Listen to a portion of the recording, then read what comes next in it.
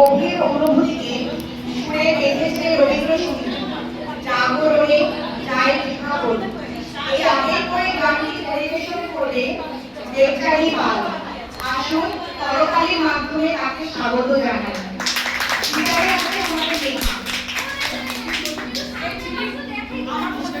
গাইটাকে দেখা যাচ্ছে না। মাইক বন্ধ হয়ে গেছে। এই ফটোটা যা সুন্দর, খুব সুন্দর। জি তুলছি সেটা তুই। ভাই ছোট ছেলেকে দেখে কেটে বলবো।